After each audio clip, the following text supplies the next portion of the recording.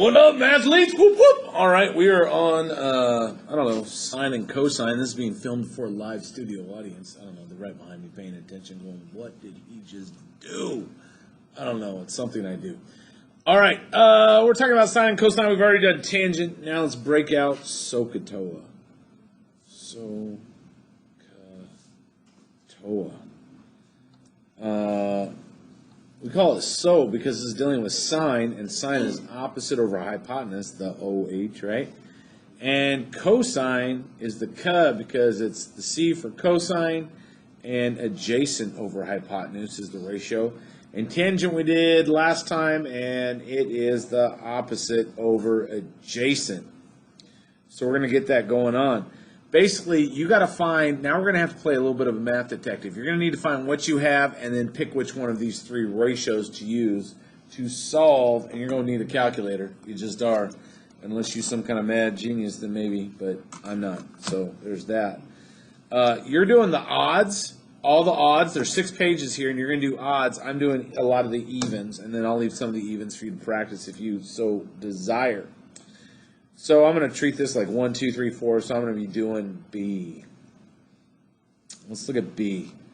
If I look at this angle right here, what do I have? Well, directly across from the 90 degree is always the hypotenuse. So this is the height right here. And directly touching the angle is going to be called the adjacent. So which one of these deals with hypotenuse and adjacent? It's the cosine. It's adjacent over hypotenuse. So I know that the cosine of 28 degrees is going to equal my adjacent, which is 6, over my hypotenuse, which is x. Now treat this like a cross multiplication problem. So when we cross multiply this, guys, we're going to end up with x cosine 28 is equal to 6. And again, just divide both sides by the cosine of 28. I know that feels weird, but at the end of the day, the cosine of 28 is just some number, right? So we're just dividing by some number. We're left with x equals 6 divided by the cosine of 28. Let's put that in our calculator, make sure it's on degree, or it's going to come out weird. So 6 divided by the cosine 28. Don't forget to close that parenthesis. And it says, by the way, round to the nearest hundredth. So when we do that, 6.79, that's a 5.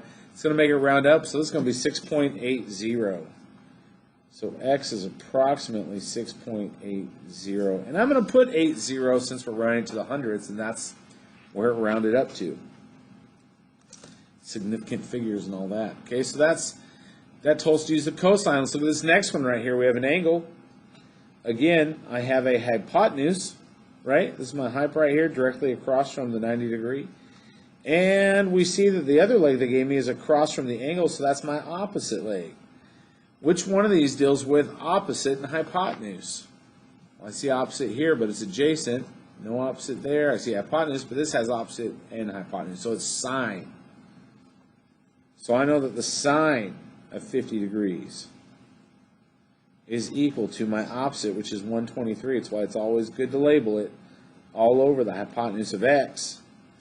Again, I have x on bottom. And guys, when that happens, I'm just telling you, you're going to end up in this situation where it's going to be x equals the leg over the operation. So this is going to turn into x equals 123 over the sine of 50 degrees. And again, let's plot our trusty-dusty calculator. 123 divided by sine of 50. And rounded, that's going to be 160.57. It's approximately 160.57, which seems in the realm of having a leg with 123. That makes some sense there, right? Okay. All right. Boom. So A, B, C, D. I'll leave E for you guys. Think of those as the odd letters. I'm back in the first page, guys. And really, I don't need a picture of this. You're really only turning in 5 pages of this lesson, because this is just some reminder notes. Just telling you about sine and cosine, reminding you what it means to be opposite, adjacent, and hypotenuse. And identifying opposite, adjacent, and hypotenuse with theta as different angles, right? Remind you of what the SOHCAHTOA is over here. Okay, good stuff. All right, we're going to take a look up here at number 2. Now this is identical to number 1, so you'll be able to do it after this, but it's just identifying. So what's the sine of A? So if this is my angle right here, A, then what happens here? 35 is my opposite side. Hypotenuse stays the same no matter what. This is always going to be your hypotenuse. And then this will be my adjacent. This is for looking at this side. So the sine of A is opposite, right? So I write this down all the time when I'm testing, just so I don't have to remember it. And look up and just reference it. So the sine of A is opposite over hypotenuse, so that'd be 35 over 37. Cosine of A is adjacent over hypotenuse, so 12 over 35. And the tangent of A is opposite over adjacent, so 35 over 12. Now we're going to talk about angle B. Now at angle B, the only thing that changes, the hypotenuse stays the same, but the opposite and adjacent change. So this will become my adjacent to B, and this will become my opposite.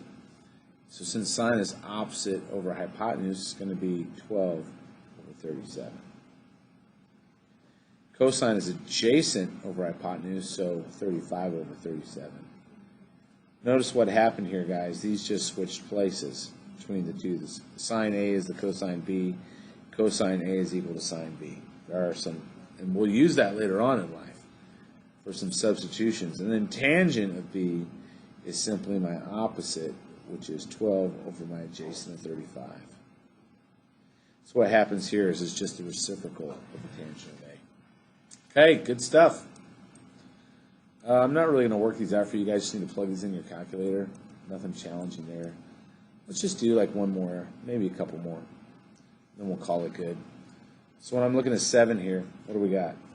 We got 41. It's touching this side, so that side's adjacent. Over here, I've got my opposite, and it should be 12. So what do I have? I have opposite and adjacent. So I'm going to do the tangent of 41 degrees, since that's the one that does, right? If I look up here, that's the opposite and adjacent one. So the tangent of 41 should equal my opposite of 12 over my adjacent of x. And I told you, if you end up like this, it's always going to be x equals the leg over the function.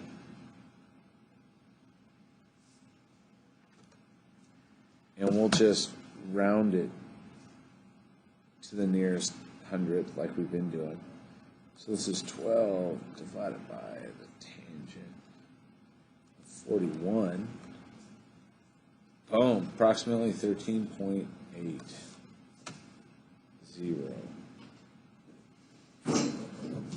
Boosh, right there. One last one, guys, and I'm going to release you just to do the rest of them. This is my angle. Here's my adjacent. Here's my opposite. Oh, it's just using the tangent. I'm not going to do this one. You're just going to use the tangent, guys. You can do that. Tangent, sine, cosine, lots of good stuff. With that said, guys, you know what? I'm just going to let you at it. You should be able to crush it. So for now, peace out.